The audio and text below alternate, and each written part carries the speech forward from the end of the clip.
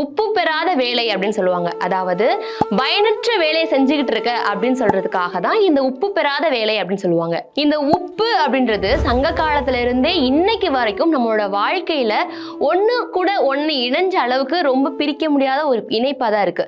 இன்னுமே சொல்ல போனா சில ஊர்கள்ல எல்லாம் திருமணம் முடிவாகிருச்சு, கல்யாணம்லாம் நடந்து ஒரு புது பெண் அவங்களோட கணவன் வீட்டுக்குள்ள நுழைய போறா அப்படின்னா ஒரு ஓலைப்பெட்டியில உப்பை எடுத்துக்கிட்டு தான் அவங்களோட வீட்டுக்குள்ளே நுழைவாளாம். இன்னும் சில ஊர்கள்ல எல்லாம் புதுமனையா ஒரு வீடு புதுசா கட்டியிருக்காங்க அப்படின்னா உறவுக்காரர்கள் எல்லாருமே உப்பையும் அரிசியும் பரிசா கொடுத்துதான் அவங்கள வாழ்த்து தெரிவிப்பாங்களாம். இந்த மாதிரி உப்பு அப்படின்றது அவங்களோட வாழ்க்கையில நீடிச்சு இருக்கக்கூடிய ஒரு விஷயம், அவங்களோட உறவுகளை உணர்வுகளை பிணைக்கக்கூடிய ஒரு விஷயமா இருந்திருக்கு.